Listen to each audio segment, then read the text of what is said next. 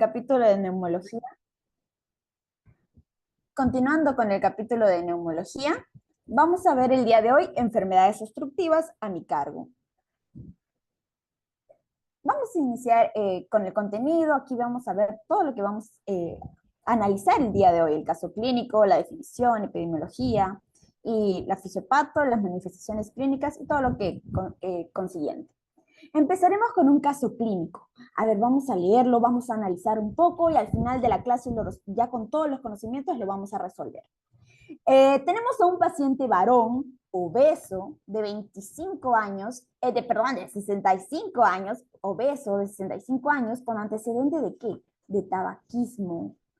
Y aquí nos dan un dato importante que tal vez por el momento se nos puede venir a la cabeza. ¿Por qué nos dan este dato? De 25 cigarrillos diarios durante un tiempo de 50 años, toda una vida, imagínate consumiendo cigarrillos. ¿Por qué acude al médico? ¿Cuál es su motivo? Nos menciona por presentar sensación de falta de aire. Ya hemos recibido la primera clase de neumología. ¿Cómo se le conoce esta sensación de falta de aire así en términos médicos? Porque ustedes no me van a decir sensación de falta de aire, esto tiene un término. A ver, me lo escriben por el chat, por favor, todos o a ver si lo recuerdan. Tengo aquí el chat abierto.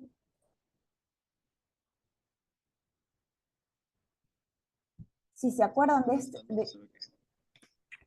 ¿Está deshabilitado el chat? Y ahora sí, ya. 4 chicos han respondido. 5. Ya, perfecto. ¿Qué han ¿Cuál? respondido? Disney. Perfecto. Esta sensación de falta de aire se le llama disnea. Quiere decir que han estado atentos a su primera clase. Perfecto. Disnea.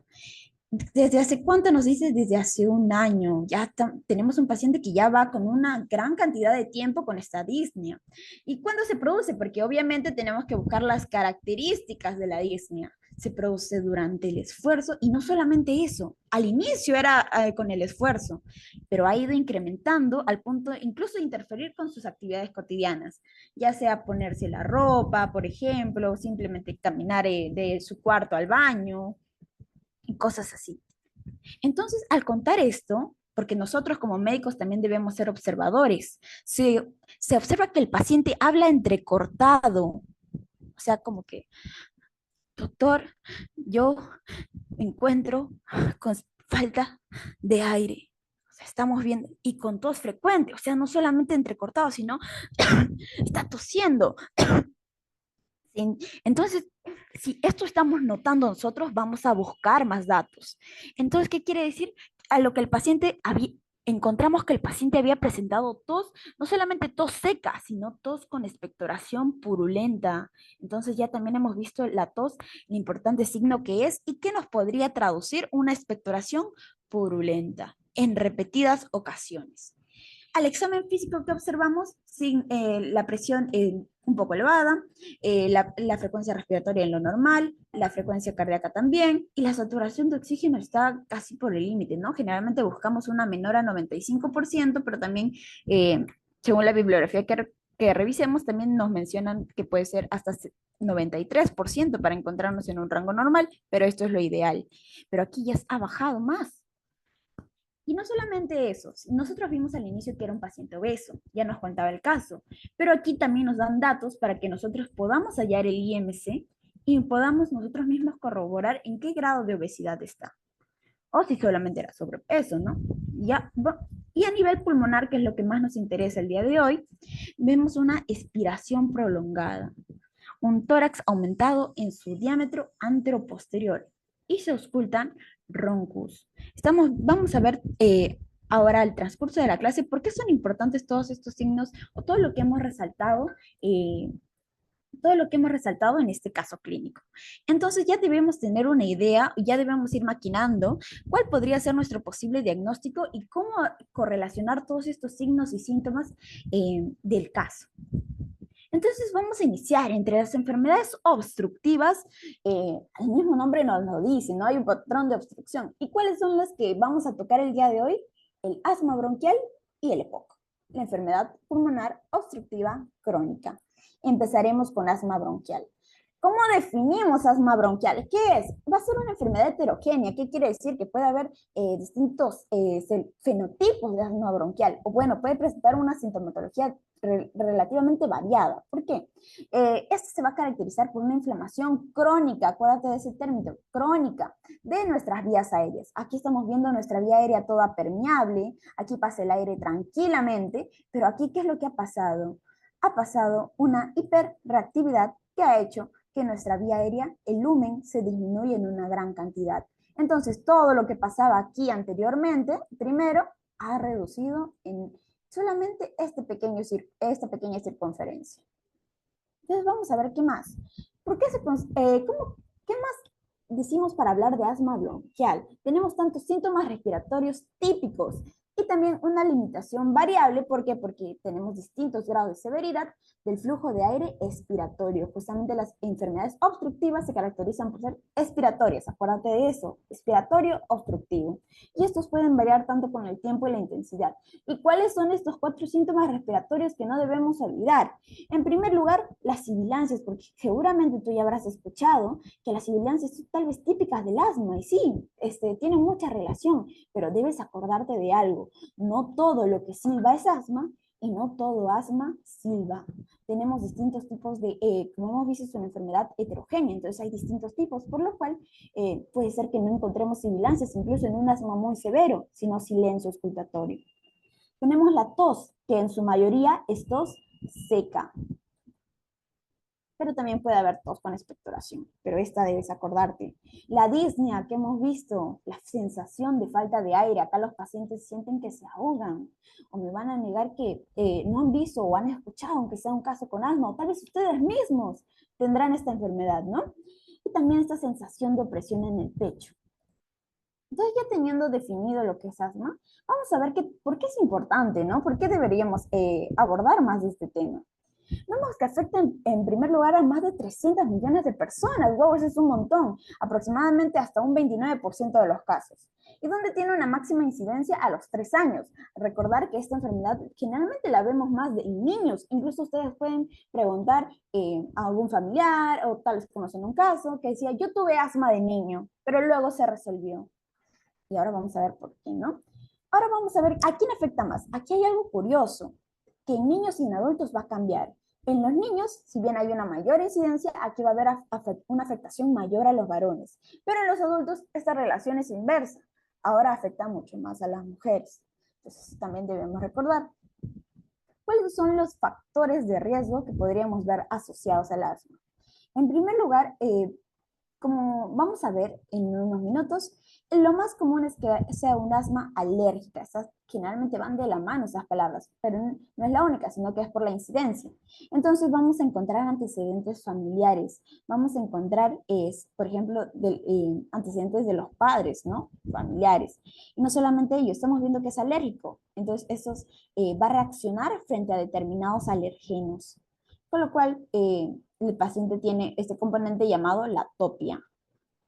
Un factor de riesgo también podría ser la obesidad o el uso de sustancias nocivas, irritantes, como el tabaco. A su vez, vivir en un ambiente muy contaminado, en un ambiente lleno de fábricas, todo eso son irritantes o también posibles desencadenantes. Entonces, ya teniendo estos factores de riesgo, vamos a la clasificación. Nos vamos a la clasificación más actual porque aquí te damos los últimos datos. Actualmente se clasifica en TH2 alto y TH2 bajo. ¿En qué se diferencian estas dos clasificaciones? Antes era atópica y no atópica, pero luego cuáles también tienen la misma relación, solamente que a veces se excluía algunos tipos de asma, justamente porque esta puede ser muy heterogénea. Pero ¿qué es lo que mantiene su esencia aún, no? En el TH2 alto vamos a encontrar un gran predominio de ¿quién? De eosinófilos. Y bueno, por el mismo nombre ya lo razonamos ¿cuáles se van a encontrar más elevados? El TH2. ¿Quién va a ser el protagonista de este tipo de asma? El TH2. Mientras que en el TH2 bajo, a tener una menor cantidad, vamos a tener a su vez la celularidad una mayor cantidad de neutrófilos, y el TH1 y el TH17 van a ser los que van a primordiar en este tipo de asma. ¿Y cuál es más común? Aquí la mayoría de pacientes te va a mencionar un asma alérgica, o sea, un asma de TH2 alto. Acuérdate de eso, no te olvides de esto. Como te dije, van casi de la mano, porque son la mayoría de pacientes. Casi todos los pacientes te van a llegar con este tipo de asma. Pero el más severo va a ser el TH2 bajo. Eso es algo que también debes recordar. ¿Ok? Entonces, ya teniendo esto en cuenta, pasamos a la siguiente diapositiva. Aquí vamos a ver que los pacientes generalmente te pueden llegar más que nada por crisis asmáticas. Pero ¿qué es lo que sucede? ¿Qué es lo que pasa en el asma para que se llegue a desencadenar esto, no? Como vemos en pantalla, vamos a tener ciertos factores desencadenantes. ¿Y cuáles van a ser estos? Podemos tener los ácaros, que son los más comunes que viven en tu cuarto, en tu cama. Polen, hay personas que son alérgicas al polen, a los mismos hongos, al polvo, ¿no? Seguramente has escuchado. Incluso también personas que tras una infección viral empiezan a desarrollar esta patología. Y a su vez, hiperventilación. ¿A qué me refiero con esto? Por ejemplo, cuando muchas, tal vez has escuchado que hay pacientes que ni siquiera pueden tolerar hacer ejercicio, que necesitan ponerse su inhalador previo a ello, o que cuando se ríen mucho empiezan con esta sintomatología. Entonces, todos estos son estos factores gatillantes, todos son estos factores desencadenantes. Entonces ya pongamos que tenemos aquí una persona, un individuo predispuesto, hemos dicho que también puede tener tiene antecedentes. Entonces aquí la persona ya tiene estos antecedentes, está predispuesto genéticamente a tener asma. Entonces, ¿qué es lo que pasa? Llega en contacto con estos factores desencadenantes. Pongamos que llega aquí y justo llega a un lugar lleno de polvo, lleno de hongos, lleno de polen, de ácaros. Pongámonos en esa situación. Entonces, su epitelio respiratorio va a va a buscar defenderse ante estos factores irritantes. Entonces va a llamar a los linfocitos T. Estos linfocitos T van a empezar a diferenciarse. ¿En quién? En TH1 y en TH2. Pero ¿qué es lo que habíamos mencionado al inicio? Que aquí hay algo malo. Y estos linfocitos TH2 no van a tener una respuesta normal. Van a tener una hiper respuesta. Entonces, ¿qué quiere decir? Una hiperreactividad, algo que no te puedes olvidar. Entonces no va a ser una respuesta normal, va a ser una sobre-respuesta. Entonces, ¿a quién va a llamar este TH2? A las interleucinas 4, a las interleucinas 5 principalmente. También ayudan en esto a las interleucinas 13, por ejemplo, que tampoco las podemos olvidar. Pero a estas principalmente. ¿Por qué te las menciono? Porque la interleucina 4 participa en su mayoría, todas obviamente en conjunto, pero en su mayoría en la degranulación mastocitaria. ¿Qué son estos mastocitos?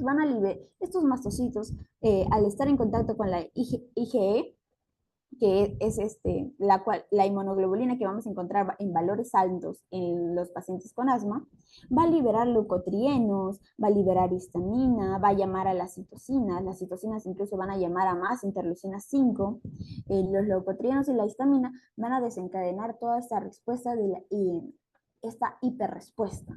Mientras que las interleucina 5 va a traer una reacción eosinofílica y a través de su propiedad de ¿qué? De quimioatracción, va a llamar a más eosinófilos. Y no solamente eso, incluso si esta respuesta sigue propagándose, contribuyen a un llamado de fibroblastos. Entonces, ¿cuáles son las respuestas de cada uno? Va a traer el broncoespasmo, que era como vimos en la figura inicial, que traía el lumen grandote y ahora lo teníamos chiquitito. Ahí el aire, ¿cómo va a pasar? Un aumento de producción de moco, quiere decir que los leucotrienos van a actuar a nivel de estas células. ¿Cómo se llaman estas células? A ver si alguien sabe, las células productoras de moco del sistema respiratorio. No sé si alguien lo recuerda, si me lo puede escribir por el chat. Ya lo escriben en privado y Paul me dice las respuestas. No tengan miedo de equivocarse. Y también puede traer edema y vasodilatación. A ver, mientras esperamos la respuesta. A ver, las células productoras de moco son las llamadas células de Globet o células caliciformes. Caliciformes son las células que van a producir moco. Entonces, aquí van a estimular estas células y estas células van a haber una hiperplasia y va a haber una mayor producción de mucosidad. A su vez va a haber edema y vasodilatación. Y esta reacción eosinofílica va, como habíamos visto por esta propiedad de quimioatracción, va a amplificar la respuesta y también va a contribuir al edema de mucosa. ¿Ok? Entonces, ¿qué es lo que tenemos? Una obstrucción de nuestro flujo aéreo. Del lumen grandote que teníamos, es aquí todo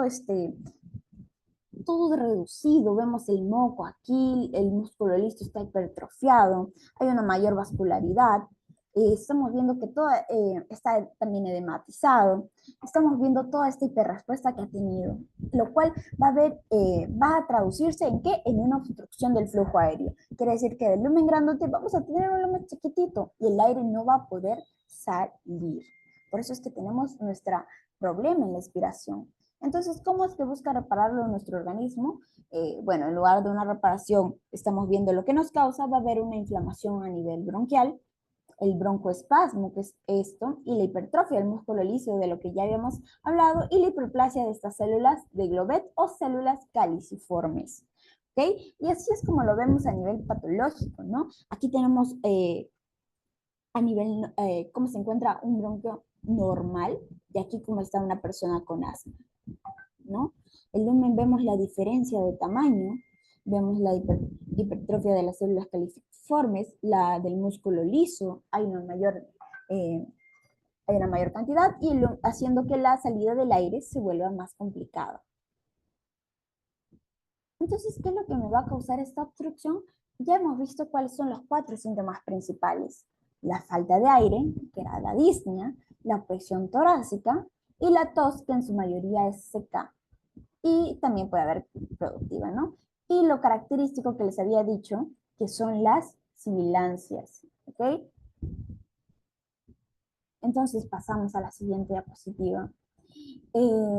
Ahora vamos a ver cómo se producen estas manifestaciones, ¿no? Ya hemos visto estas 4 típicas, estas 4 que no te puedes olvidar por nada del mundo. Entonces vamos a ver cómo esta obstrucción sigue produciendo o qué es lo que nos va a causar, qué es lo que vamos a ver en un paciente.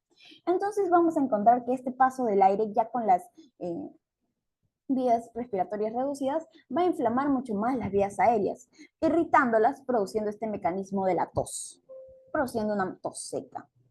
A su vez, ¿qué es lo que vamos a encontrar al haber esta obstrucción? Va a aumentar ¿quién? El volumen residual. ¿Y qué es lo que va a causar este volumen residual? Si aumenta, va a haber a su vez un aumento de CO2. Y si aumenta el CO2, ¿qué pasaría con ello? La oxigenación va a disminuir. Entonces las personas ya con un grado de mayor severidad de asma podrían desarrollar una cianosis. ¿Qué era la cianosis? Esa coloración azulada, ¿no? Entonces, ¿qué también vamos a tener si hay este aumento de CO2? Va a haber, junto con el volumen residual, va a hacer que por querer respirar más, por querer tener esa oxigenación, esa hematosis, va a aumentar la frecuencia respiratoria. Entonces, no sé, a ver si han escuchado, tal vez a un paciente asmático. Entonces, ¿qué es lo que va a pasar? Va a aumentar el trabajo respiratorio. ¿Y cómo podemos verlo en un paciente? Va a tener ese uso de musculatura accesoria, ese uso de tirajes. Vamos a poder evidenciarlo en la inspección. Y a su vez vamos a encontrar un paciente taquipneico, o sea, la frecuencia respiratoria aumentada.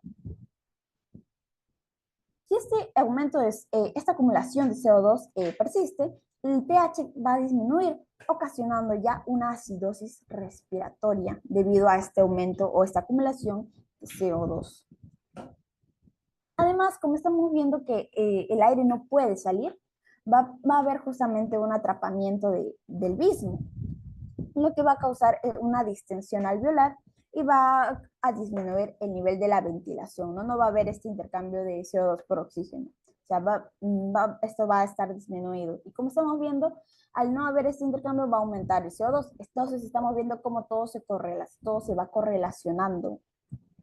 Entonces, al tener esta obstrucción, el aire no va a pasar como si fuera una pista, ¿no? Por su carretera el aire no va a pasar tranquilo. Al contrario, va a tener todos estos baches, toda esta inflamación que va a estar a su paso. Entonces, ya el aire no va a salir tranquilo, sino va a ser un flujo de aire turbulento. ¿Y cómo se va a evidenciar? ¿A través de quién? De las sibilancias. Entonces, como la misma imagen lo muestra, ¿no? Escucha, pareciera que silbaran, ¿sí o no? así se escucha, así auscultamos a un paciente. Y no solamente eso, puede estar acompañado de roncantes.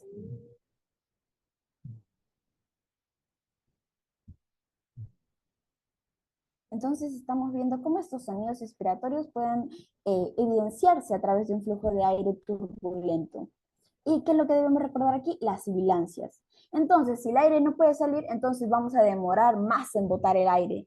Por lo cual, el tiempo de expiración, que generalmente es la relación de inspiración-expiración 1 a 2 o 1 a 3, va incluso a prolongarse más. Por lo cual tenemos una expiración prolongada. Quiere decir que esta obstrucción, o sea, las enfermedades obstructivas te van a ocasionar una expiración incluso mucho más larga. Entonces, vamos, ¿cómo podríamos diagnosticar asma? ¿Cómo te va a venir el paciente, no? Generalmente, pueden venir, si no están en una crisis asmática, te van a venir como una consulta, no te van a venir enfermos, o sea, no te van a venir en la crisis, mejor dicho. Eh, Generalmente ayer por las noches se me cierra el pecho, cuando hago ejercicio me ahogo, siento que cuando me río mucho mi pecho empieza a silbar. Esas son las frases típicas de un paciente asmático. Entonces, ¿qué es lo que debes hacer tú? Debes empezar a buscar antecedentes familiares, antecedentes ¿de qué? De atopía, de alergias, porque hemos visto que es lo más común. Entonces, ¿qué generalmente tienen estos pacientes? Un antecedente ya sea de rinitis alérgica o de eczema atópico o de dermatitis atópica. Toda la palabra atópico se tiene que tener grabada aquí en esta clase. Como te había mencionado, pueden acudir generalmente por crisis asmáticas, porque aquí es donde el paciente empieza a desarrollar toda esa sintomatología. ¿Y cómo lo sé? Por ejemplo, yo también tengo asma y tú me estás escuchando ahorita normal. Tú si me ocultas, si me revisas, me vas a encontrar normal, pero vaya, me pones a correr 20 cuadras, me puedes dar una crisis asmática y ahí vas a escuchar los sibilantes. Entonces vamos al examen físico. ¿Qué podríamos encontrar? Por ejemplo, en las crisis vamos a encontrar un paciente taquimeico. ¿Qué te había dicho? ¿Por qué? Porque hay mayor trabajo respiratorio, aún va a aumentar la frecuencia respiratoria debido a esta obstrucción. A su vez, los pacientes también pueden estar acompañados de taquicardia. También la saturación de oxígeno podría encontrarse disminuida y podríamos estar también incluso para hallar grados de severidad, un pulso paradójico. ¿Y qué era el pulso paradójico? Ya lo vamos a ver más en cardio, pero también teniendo unas previas. Va a ser la disminución de la presión arterial sistólica mayor a 10 milímetros de mercurio durante la inspiración. ¿Qué quiero decir? Que hay una disminución de la amplitud del pulso mientras inspiras. Tú vas a tener el pulso y vas a sentir que ha disminuido esa amplitud. Además, ¿por qué se da esto? Por la gran negatividad, la presión intratorácica al momento de inspirar. Entonces, ¿qué podemos ver? Tenemos que recordar los pasos. Inspección, palpación, percusión y auscultación. En la inspección, ¿qué debemos buscar? Podríamos encontrar en los pacientes un aumento del diámetro anteroposterior del tórax, también eso que te había dicho, la imposibilidad de articular palabras cuando el paciente está en crisis, no puede respirar, y el uso de la musculatura accesoria, el tiraje también. La palpación y la percusión en un paciente asmático no tienen tanta significancia clínica, pero ¿qué es lo que sí nos va a resaltar? La auscultación, las sibilancias expiratorias, sibilancias difusas expiratorias. ¿Y cómo lo confirmamos? Si ya tenemos la clínica, una buena anamnesis, un buen examen físico, ¿y cómo lo confirmamos? A través de una prueba de función pulmonar. Tal vez han escuchado a esa paciente, es esa prueba donde el paciente le piden que sople. ¿Por qué queremos que el paciente sople? Para ver sus volúmenes y capacidades pulmonares. ¿Y cómo se determina esta prueba? A través de la relación B1 sobre la capacidad vital forzada. El volumen tiene que ser menor a 70% para poder determinar un rango obstructivo. Si esta relación entre el volumen expiratorio forzado en el primer segundo y la capacidad vital forzada es menor a 70%, estamos frente a un patrón obstructivo. ¿Y cómo lo confirmamos? Porque hemos visto que también tenemos otra entidad obstructiva. Ahí viene la prueba del broncodilatador. Algo por lo que se caracteriza el asma es por ser una enfermedad reversible en su mayoría. Entonces, ¿qué quiere decir? Vamos a darle 2 puffs al paciente. Y Luego de 10 minutos, 10 a 15 minutos, se le vuelve a tomar la prueba. Entonces vamos a ver si ha mejorado, qué condiciones debe cumplir. Debe cumplir las dos, ¿ah? Por si acaso. Que este volumen expiratorio forzado en el primer segundo debe cambiar a tener una mejoría del 12%. Esto en valores porcentuales. Pero también en valores absolutos tiene que superar los 200 mililitros. Quiere decir que si yo tengo un BF1 del 15%, pero esta mejoría de 150 mililitros, no está cumpliendo los criterios. Y viceversa, ¿no? Aquí estamos poniendo valores al azar para que podamos comprenderlo. Entonces vamos con la segunda enfermedad obstructiva, que es el EPOC. Aquí, por, ¿cómo podríamos definir al EPOC? Este va a ser un síndrome clínico en sí caracterizado por estos síntomas respiratorios persistentes, ya hemos visto cuáles son, anomalías estructurales y limitación del flujo aéreo, al igual que en el asma, ¿no? Estamos viendo que tienen cierto parecido, pero vamos a diferenciarla. Aquí tiene dos espectros, dos fenotipos. No quiere decir que porque yo tenga enfisema, o bueno, predominio de enfisema, voy a excluir la bronquitis crónica. Al contrario, generalmente los pacientes vienen con ambos fenotipos, pero ¿qué es lo que pasa? Que uno tiende a predominar sobre el otro, ¿ok?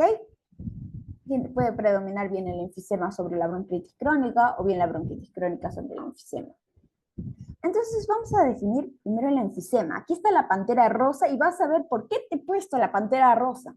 ¿Qué es el enfisema? Tú me vas a decir, es la dilatación y destrucción del acino, de la pared alveolar. Mira cómo está aquí el acino bonito y mira aquí cómo está todo prácticamente roto. ¿Ok? Aquí vamos a encontrar 4 tipos, de los cuales los más importantes van a ser el panacinar y el centroacinar. También tenemos el paraceptar y el irregular, que puede ser una combinación de todos estos, ¿no? Por el mismo nombre, algo irregular. Mientras que la bronquitis crónica, ¿por qué se caracteriza? No te olvides este concepto. Aquí va a haber la existencia tanto de tos y expectoración. ¿Durante cuánto tiempo? Esto puede ser pregunta de examen, ¿ah? Durante al menos 3 meses, durante 2 años consecutivos.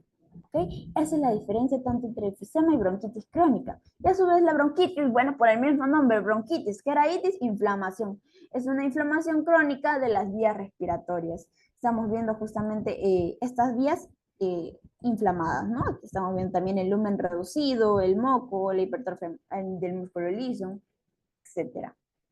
Entonces, ¿por qué es importante? Vamos a la epidemiología, porque es la tercera causa de muerte a nivel mundial. Tal vez incluso no lo escuches mucho aquí, pero a nivel mundial sí causa una gran mortalidad. Incluso tal vez has escuchado más asma, pero no te olvides del EPOC, también es muy importante conocerla. Entonces vamos a ver quién predomina, varones o mujeres, a ver quién gana esta vez. En el asma, ¿quién predominaba a nivel de niños? Los varones. En el nivel de adultos, las mujeres. Ahora en el EPOC, ¿quién? Los varones nuevamente. ¿Pero por qué? ¿Por qué nos afecta a los varones? ¿Qué culpa tienen ellos? Bueno, en sí es porque está más relacionado a un factor de riesgo, que ahorita lo vamos a ver. Pero tal vez tú lo puedes ir deduciendo, porque te he puesto varias imágenes, te he mandado varias indirectas para que la captes, ¿no? Por ejemplo, ahorita te estoy mandando una también. Y te voy a preguntar, a ver, generalmente esta enfermedad también le da a personas mayores de 40 años, así más o menos perfecto. Los fumadores activos, excelente, doctor. Generalmente está más relacionado a los fumadores, por eso los varones tienen esa incidencia a fumar más, por lo cual eh, ellos van a tener una mayor incidencia de esta enfermedad, ¿no? A ver, ¿qué es lo que vamos a encontrar también? Que mayores de 65 años vamos a tener esta mayor prevalencia, ¿ok? Aquí va a haber un mayor pico, pero podemos encontrar casos incluso desde los 40 años, incluso más jovencitos cada vez aparecen más. Y una prevalencia de 292 millones de casos, también muy frecuente. ¿Qué factores de riesgo? ¿Qué nos había dicho el doctor? El principal es el tabaquismo, los fumadores pesados. Ellos son los principales pacientes de esta enfermedad. Está muy relacionado. Tú cuando veas un caso clínico o cuando venga un paciente y te diga que fuma mucho, no te olvides de pensar en EPOC, porque este factor de riesgo va de la mano. Esto ha sido pregunta de examen múltiples veces, por favor no te olvides. Y algo que también es importante es que es dosis dependiente. Mientras más cigarrillos consumes, mientras más tiempo consumes estas cajetillas, tienes un mayor riesgo de desarrollar EPOC, y incluso también con la severidad. A su vez, también la contaminación ambiental, un área industrializada, muchas fábricas, mucho humo, eso no hace para nada bien. Y no solamente eso, sino que así como el asma tiene sus crisis, el EPOC también. Todos tenemos crisis. Tú tienes crisis, yo también. El EPOC también. Entonces, ¿qué quiere decir? Que vamos a tener más exacerbaciones. Entonces, si vivimos en un lugar con áreas industrializadas, esta componente irritante, vamos a poder tener una mayor exacerbación. También nos vemos relacionado a quema de biomasas. También lo vemos esto mucho en provincia. Yo, por ejemplo, desde Iquitos estoy saludando. Desde Iquitos estamos dictando. Y esto no te olvides. Esto es el factor genético más importante de estas enfermedades. No te olvides, por favor, olvídate de lo que quieras, pero no te olvides de este factor genético. ¿En la deficiencia de quién? De alfa-1 antitripsina. Es el factor genético relacionado al POC. Incluso si tenemos una persona con este factor de riesgo, puede tener puede desarrollar esta enfermedad con mayor severidad. Incluso vamos a ver a quién se relaciona. Ya te voy soplando, como te digo, a mí me gusta mandarte indirectas. Yo soy así, lo siento. Se relaciona a la pantera rosa, vamos a ver, está más relacionado. A mí me gusta mandarte indirectas. Entonces, ¿qué te habíamos dicho del tabaquismo? Que aquí va a ser dosis dependiente. Y aquí tenemos una fórmula muy conocida, se llama el IPA, el PAC-GIR. Aquí tenemos los números de cigarrillos por día por el número de años de fumador entre 20. ¿Alguien sabe por qué es entre 20? ¿Se acuerda? ¿Tiene una idea de por qué es entre 20? ¿Por qué entre 20? ¿Por qué no entre 15? ¿Por qué no entre 10? ¿Por qué no entre 5? ¿Alguien sabe, conoce? Tal vez ustedes no, porque yo sé que ustedes son muchachos sanos que no saben de vicios.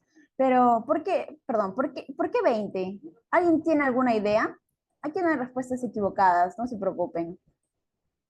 Exacto, doctora. Exacto, doctor. Los dos por la cajetilla de cigarrillos. Vienen generalmente 20. Es por eso usamos. Entonces ya, tú me vas a ir sacando el IPA para al final analizar el caso clínico, ¿ah?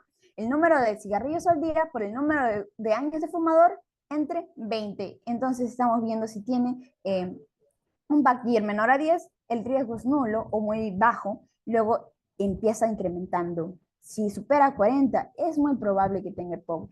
Y no solamente usamos esto para el EPOC, ¿ah? También lo vemos relacionado al cáncer pulmonar. Así que tengan en cuenta siempre esa formulita. Entonces vamos a la fisiopatología. Aquí ya vemos una persona que fuma bastante, tendrá un IPA de 80, ponte por ejemplo, un fumador muy pesado, vive en una ciudad contaminada, frecuente la quema de biomasas, cocinado con leña, etcétera, ¿no? Entonces ya tenemos todos estos factores irritantes. Entonces el epitelio otra vez se ve entre este estrés, ante esta irritación. Entonces aquí, tú cuando estás estresado también te pones mal, ¿sí o no? Entonces van a venir los EROS o los ROS, las especies reactivas de oxígeno. ¿Y qué es lo que van a causar? Un aumento de la respuesta inflamatoria. La respuesta inflamatoria va a ser mucho mayor a lo normal. ¿Qué es lo que va a causar? El desequilibrio proteasa-antiproteasa. Aquí vamos a ver, ¿por qué te dije que era importante la alfa-1 antitripsina? Porque aquí también vamos a encontrar este desequilibrio.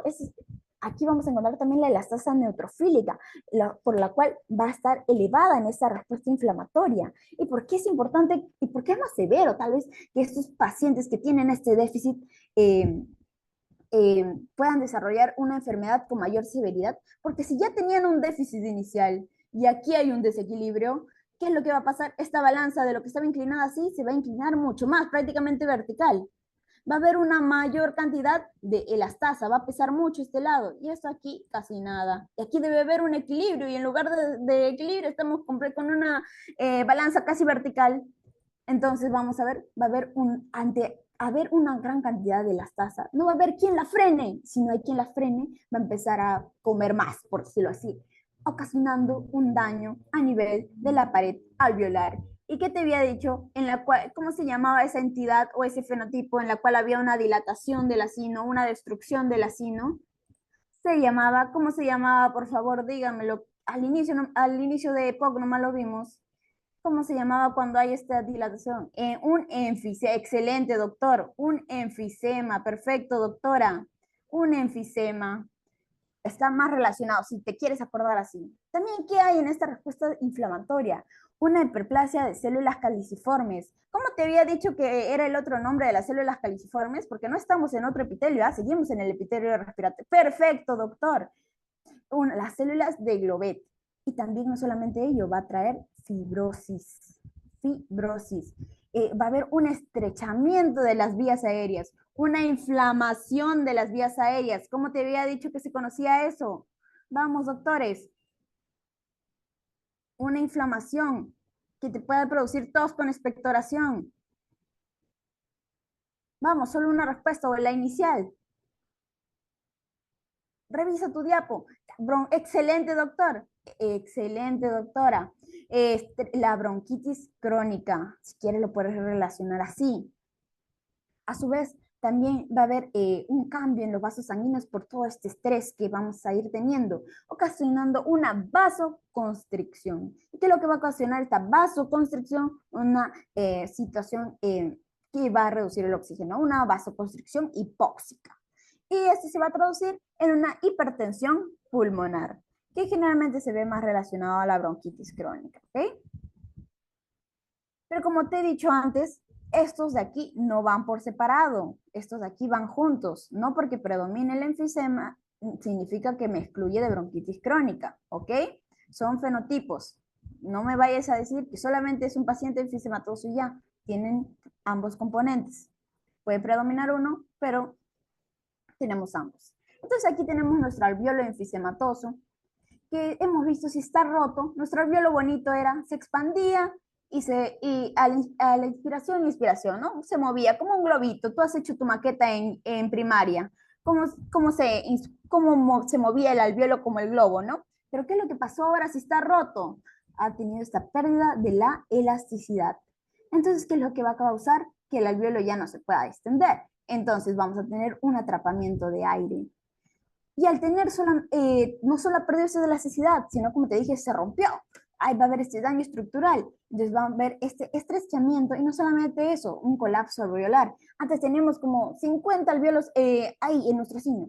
¿Y qué es lo que pasa? Se van a empezar a romper y se van a empezar a comunicar. Y en lugar de parecer pequeños globitos, va a parecer un globo grande y va a estar pegajoso, algo así. Imagínate que quieres inflar un globo. Va a haber justamente este agrandamiento permanente del alveolo, que lo que va a causar van a ser pulmones hiperinsuflados, que lo vamos a ver en la radiografía. ¿Cuáles son los tipos principales que te dije? El panacinar y el centroacinar. El panacinar, por el mismo prefijo pan, engloba todas las áreas distales. ¿Qué quiere decir? Va a predominar en las bases. ¿Y por qué en las bases? Porque, bueno, aquí va a haber una mayor cantidad de parénquima, ¿no? Por eso predomina en las bases y está más relacionado al déficit de alfa-1 antitripsina. ¿Ok? Por eso también va a abarcar mucho más. También tenemos el centro acinar, que vamos a tenerlo a predominio de los campos superiores y va a estar relacionado al tabaquismo y generalmente aparecen pacientes de edad avanzada. Si quieres después acordarte de cierta forma, bueno, en el panacinal, como te habíamos mencionado, hay una mayor cantidad de parénquima a nivel de las bases, pero puedes acordarte del tabaquismo, ¿no? ¿Cuál está más relacionado? El centro acinar. Entonces, ¿cómo es el humo del tabaco? El humo sube. Entonces, si el humo sube, el centro acinar está arriba. ¿Ok? Una pequeña memotecnia para que te acuerdes. Ahora vamos a este estrechamiento de las vías aéreas, que habíamos visto algo similar en el asma, ¿no? Va a haber esta prolongación de la expiración, va a haber este aumento de la producción de moco, y no solamente ello, también va a traer muerte de las células ciliadas. Aquí están nuestras células ciliadas, todas tristes, porque se van a morir. Y este aumento de la producción de moco que vamos a tener aquí, va a ser como un caldo de cultivo, por decirlo así. ¿Para qué? Para que vengan otros gérmenes y se desarrollen una mayor cantidad de infecciones. Entonces, por eso es que vemos al paciente con bronquitis generalmente, se podría decir, enfermo o, bueno, con exacerbaciones, ahí está, con un esputo purulento. A ver si te suena ese término, porque ya te dije que al final vamos a resolver el caso. Y bueno, aquí finalmente tenemos la hipertensión pulmonar, que estamos viendo va a haber un aumento de la presión arterial pulmonar y que es lo que va a afectar a nuestras cavidades derechas. Y eso también se le puede llamar alcor pulmonare. ¿Ok? Ahí ya está. Entonces, pasamos a la siguiente diapositiva, ya que tenemos todos los conceptos fisiopatológicos establecidos. Ahí estamos viendo cuál es el enfisema más relacionado a la bronquitis y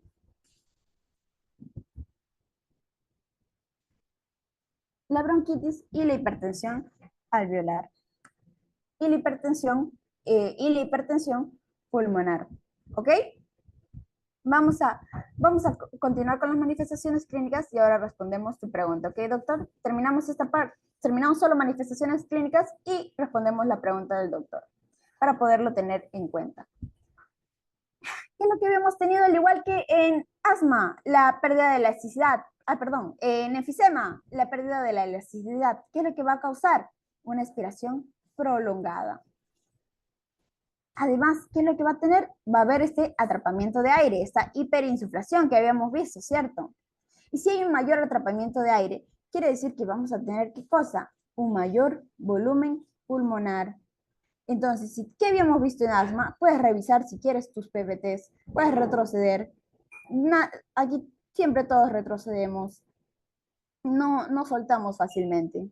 El volumen pulmonar aumenta. ¿Y qué es lo que puede traer con ello? Un diafragma contraído, ¿no? Un diafragma plano. ¿Y eh, cómo se puede evidenciar? A través de respiraciones rápidas y superficiales. Respiraciones rápidas y superficiales. A su vez, ¿qué pasa si aumenta el volumen pulmonar? Si tenemos mayor volumen, va a aumentar esta expansión torácica. Entonces, ¿cómo se va a evidenciar? Tal vez ya has escuchado ese término. El tórax en tonel, el tórax en barril, como lo quieras llamar, lo vas a evidenciar. ¿Y cómo se le llama eso? ¿Cómo se conoce comúnmente? ¿Cómo lo evalúas? Como un aumento del diámetro anteroposterior del tórax, ¿no? Se vuelve como un barril prácticamente. Y bueno, esto del diafragma contraído, sumado a este esfuerzo inspiratorio continuo, nos va a dar, en resumen, un signo característico que es el signo de Hoover. ¿Ok? Entonces ya seguimos viendo que estamos ante una obstrucción del flujo aéreo o otra vez, el aire otra vez no puede salir. Entonces, ¿qué es lo que vemos aquí?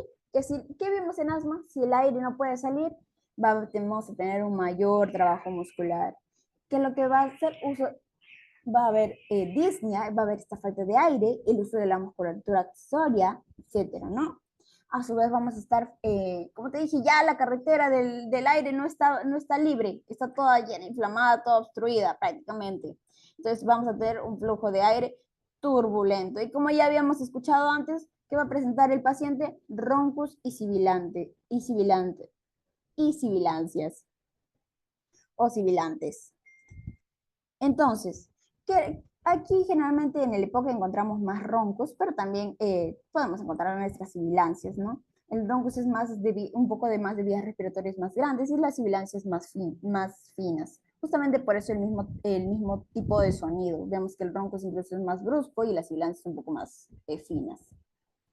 Entonces, ante esta obstrucción, vemos que tenemos una disminución de nuestra ventilación alveolar. Parecido al asma, vemos que tienen semejanzas, ¿no? Por la misma característica que son obstructivas.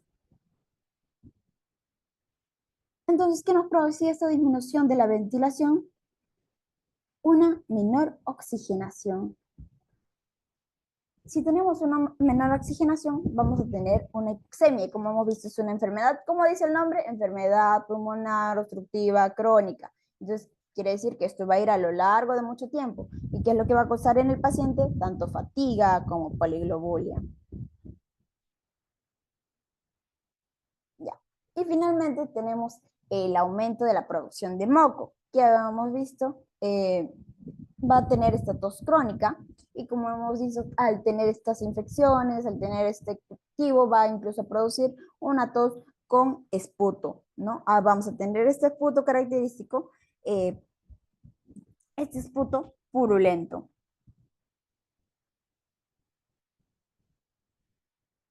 ¿Ok? Entonces vamos a finalizar con el diagnóstico, en el cual, ¿cómo te viene el paciente? Aquí tenemos a un paciente que ya te puse la pantera rosa, ¿no? Entonces, mira los pequeños detalles, tienes que ser observador. Aquí está un paciente azulito, ¿no? Como vimos al inicio. ¿Qué color te he puesto azul? De la bronquitis.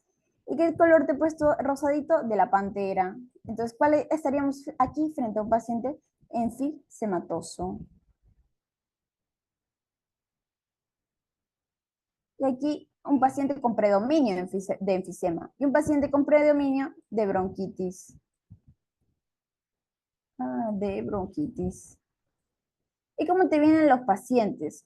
Aquí te pueden venir ya por un episodio más crónico o te pueden venir también por exacerbaciones. Pero qué es lo que puede decir estos pacientes típicamente? Que les falta el aire, que sienten que se ahogan, que tienen muchísima tos y todo ese tipo de frases.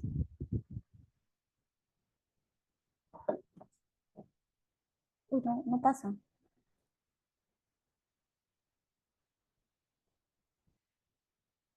Entonces, ¿qué antecedente te había dicho que era de importancia?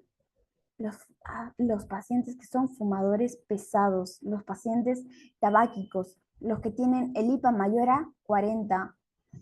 También podríamos relacionarlo a pacientes que han cocinado con leña o también incluso con antecedentes de tuberculosis. Aquí, como te había dicho, unos tienen las crisis asmáticas y ellos tienen las exacerbaciones. Y ahora vamos al examen físico. Tenemos los signos vitales. Aquí lo que destaca más es la taquipnia.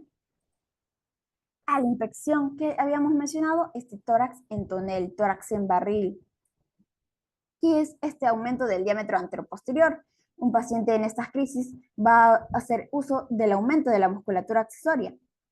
Y aquí tenemos una respiración por sleep, que es como que si estuviera soplando, como si estuviera, o sea, los labios se encuentran como si estuvieran soplando. Eso es para que el paciente pueda, según él, para que él mejore su respiración. Podríamos encontrar, debemos ser observadores con esto. Y a su vez, podríamos encontrar cianosis.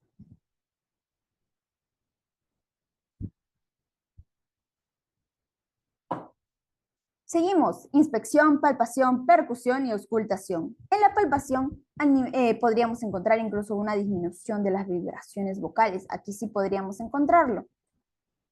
Y en la percusión, en un tórax enfisematoso, al tener una mayor cantidad de aire, hemos visto la rotura alveolar y todo lo que consigue, un tórax más amplio, mayor espacio, esta hiperinsuflación, nos va a traducir en una hiperresonancia, perdón, una hiperresonancia, ¿ok? Que esto es a nivel pulmonar,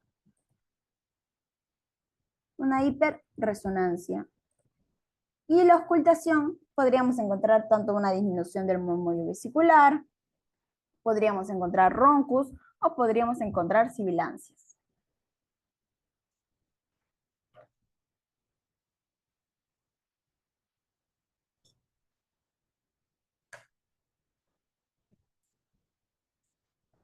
La prueba de función pulmonar, finalmente, al igual que en el asma, bueno, ya hemos visto que era su consiguiente, tenemos el EPOC se caracteriza por ser tanto crónico y por ser irreversible. Entonces estamos viendo que ya la misma situación, si tenemos este índice de volumen respiratorio forzado en el primer segundo y la capacidad vital forzada es menor a 70, estamos frente a ¿qué? A un patrón obstructivo.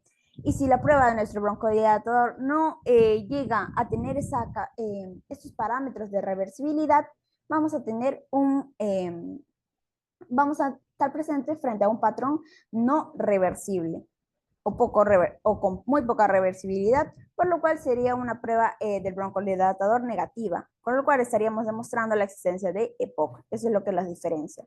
Y para terminar, en sí los que secretan alfa-1 antitripsina van a ser, esto se va a secretar a nivel del hígado, por lo cual lo que hemos encontrado es que más es a nivel de los hepatocitos. La verdad no recuerdo si también lo secretan los macrófagos alveolares, pero tengo entendido que no. Voy a revisarlo y también se los voy a comunicar, chicos, ¿sí? Entonces, finalmente, pero por lo que tengo entendido, en sí es a nivel del hígado. Por favor, eso tampoco se olviden. Y si lo reviso, lo voy a poner en el examen. Así que también para que lo sepan. Entonces, ya te había dicho, tenemos el predominio de enfisema y el predominio bronquítico. Ahí ya te hemos puesto las imágenes anteriores, ¿no? Ahí ya tienes a dos pacientes. Entonces, un dedito, borrar todos. Ya. Tenemos a dos pacientes. Aquí uno delgadito y aquí uno más obeso. Entonces, ¿cómo lo vamos a tener? ¿Cómo vamos a generar nuestra clínica? Generalmente el aspecto en un predominio enfisematoso, estos pacientes van a encontrarse más delgaditos, más asténicos. Por lo cual, ¿cómo lo vamos a conocer? Como, oh my God, ya. Nos queda muy poco tiempo, ya. Cuando tenemos un paciente asténico, sí, un paciente asténico es un suplador rosado. Te he puesto rosado por todos lados, así que por favor no me falles. Te he puesto rosado por todos lados. Y en la bronquitis te he puesto celeste por todos lados. Entonces el asténico, ¿cómo se llama? El soplador rosado o pink puffer. Ay, acuérdate, si no te acuerdas del nombre en español, acuérdate del nombre en inglés. ¿Y por qué se caracteriza? Por un tórax en tonel. A su vez, tenemos al predominio bronquítico al otro lado, el azul abotagado o blue blotter. ¿Y cuál se caracteriza? ¿Por qué es azul? Por la cianosis, acuérdate. Seguimos con la disnea. ¿Quién va a tener más disnea de los dos pacientes? La más frecuente y más grave, o sea, quiere decir que va a venir más que nada por disnea, van a ser los pacientes enfisematosos, los que tienen a mayor predominio de enfisema, mientras que los bronquíticos sí la van a tener, pero puede desarrollarse en estadios más avanzados y no va a ser tan fuerte como los pacientes que tienen el predominio de enfisema. Generalmente ellos sí vienen por la disnea. La tos. Entonces, si no vienen por la disnea los bronquíticos, ¿por qué vienen? Pues vamos a ver, estas dos están correlacionadas. Aquí vamos a ver que los bronquíticos tienen más frecuente la tos, con un esputo abundante y purulento. Ya te lo voy mencionando varias veces. Entonces, y la tos, aquí en el enfisema tenemos una tos con expectoración mucosa, pero esta es escasa. ¿Y qué te había dicho que relacionemos aquí?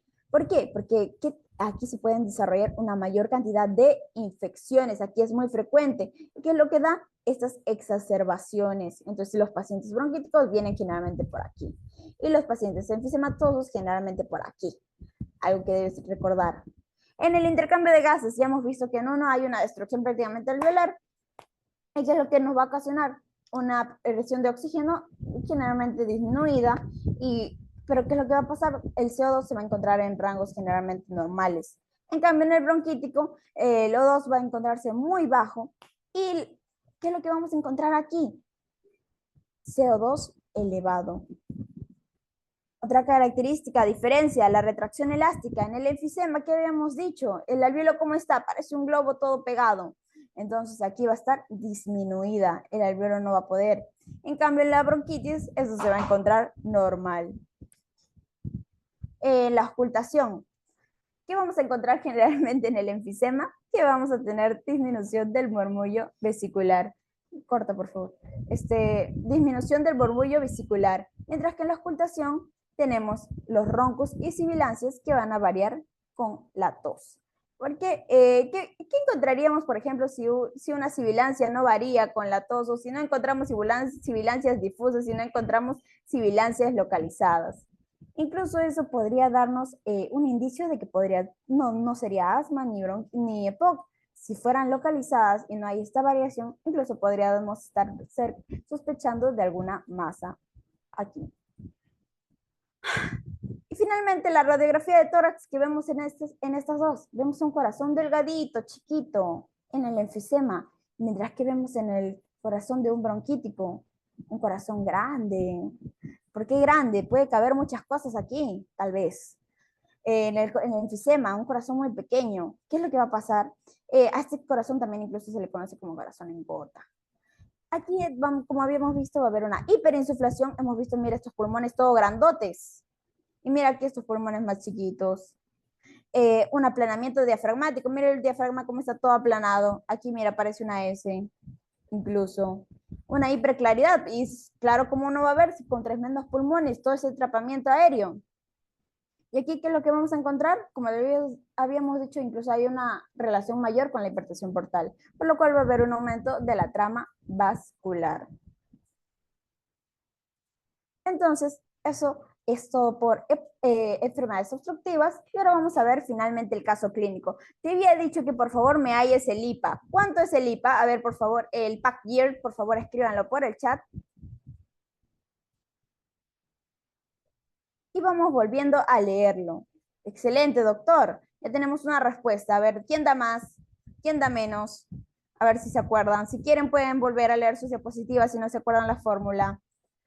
Un paciente obeso de 65 años con antecedente de tabaquismo. ¿Qué es lo que teníamos? ¿Cómo era la fórmula? Número de cigarrillos por día. ¿Por cuántos años de fumador? Entre 20. ¿Cuántos cigarrillos diarios? 25. ¿Durante cuántos años? 50.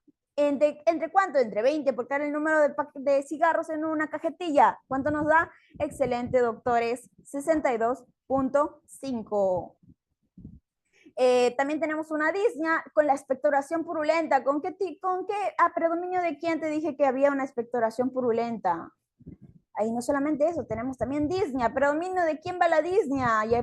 Dime a quién. Disnea, primero, ¿a predominio de quién? ¿Y a predominio de quién va la expectoración purulenta? Primero la disnea, porque va primero, pues. Vamos, revisa. El enfisema y la expectoración purulenta, ¿a predominio de quién? Bronquitis, excelente, doctor. Está muy participativo. Excelente, doctora. Los signos vitales hemos visto. El IMC, ¿quién me halló el IMC? Por favor, el IMC ya para terminar. ¿Quién me halló el IMC? ¿Es realmente un paciente obeso o no es un paciente obeso?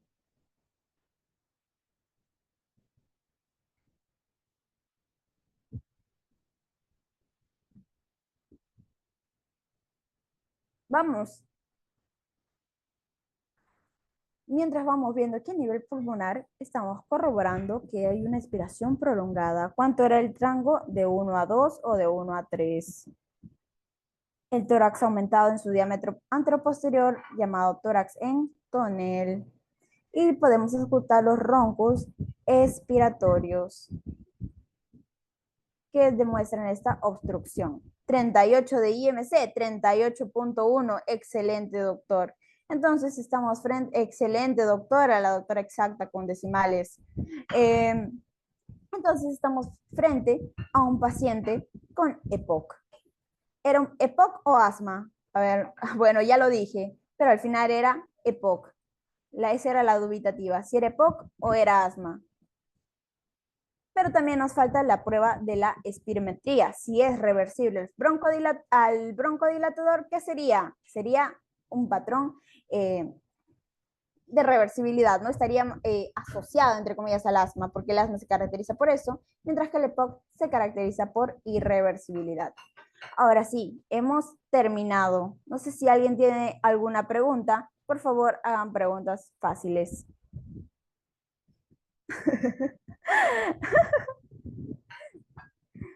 Me las pueden enviar al privado si gustan, sí, porque